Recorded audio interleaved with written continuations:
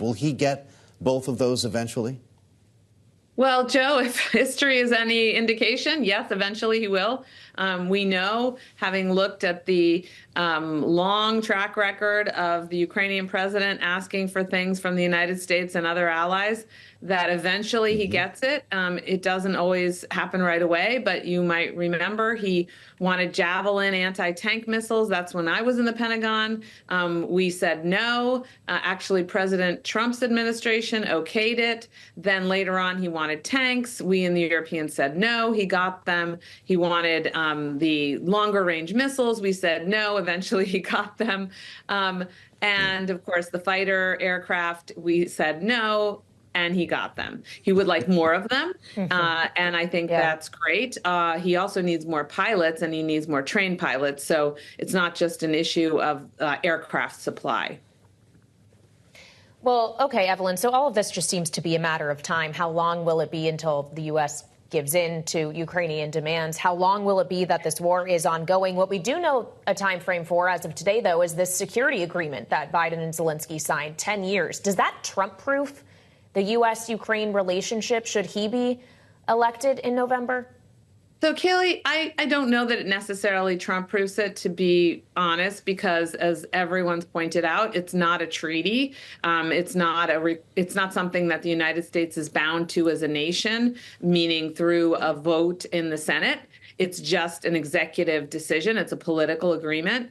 It's symbolically important. We're saying that we believe that Ukraine will prevail. We're going to back them up for 10 years. We're going to help their military industry. But I think what is Trump-proof is actually the deal on the money. The fact that they're going to take this $50 billion and give it to the Ukrainians to spend on their defense, to spend on their reconstruction is significant, because I think it opens the door to taking the rest, to taking the $300 billion that's sitting mostly in European accounts, but also in the U.S. That is a game changer. That tells Vladimir Putin that Trump or no Trump, the West is behind Ukraine. The democracies are behind Ukraine, and he can't outspend Ukraine, frankly, if they have access to that entire $300 billion. Evelyn, I know you just returned from a trip to Japan and Taiwan, and I want to ask you about a more aggressive posture from China that we've been hearing, and some of the rhetoric that we've been hearing most recently, saying that the U.S. poses the biggest security challenge in the South China Sea, with the military deployment that is turning into, quote, the whirlpool of an arms race. We heard from China's vice foreign minister just a couple of days ago, referencing what is happening in the Philippines right now. How concerned are you about an escalating situation there? Well, Joe, I don't like the rhetoric. I used to follow North Korea in addition to East Asian security issues when I was on the Hill in the Senate. And, you know, the North Korean rhetoric was always over the top. And the Chinese these days sound a lot like the North Koreans, which is frightening because it doesn't cool the tempers. And the Chinese are reacting to the fact that the Philippines are not letting them get away with pushing them out of disputed territory where the Philippines have a presence. They have a ship on a shoal. You know, it's like a little piece of land in the middle of the South China Sea.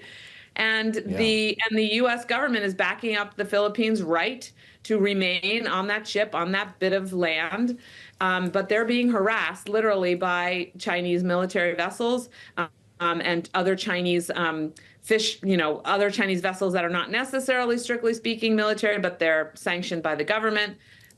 So the Chinese are upset because we are standing up to them along with the Philippines and others. They are, though, I will say, what we heard in Taiwan and also in Japan was a lot of concern about how aggressive the Chinese are, the need to actually hold the Chinese back closer to their mainland, closer to their territory. Don't let them get so close to Taiwan and into the straits. So that means we need to be out there with our ships. We need to be with our allies, demonstrating freedom of navigation, going through all those international waters that the Chinese are trying to claim as their own.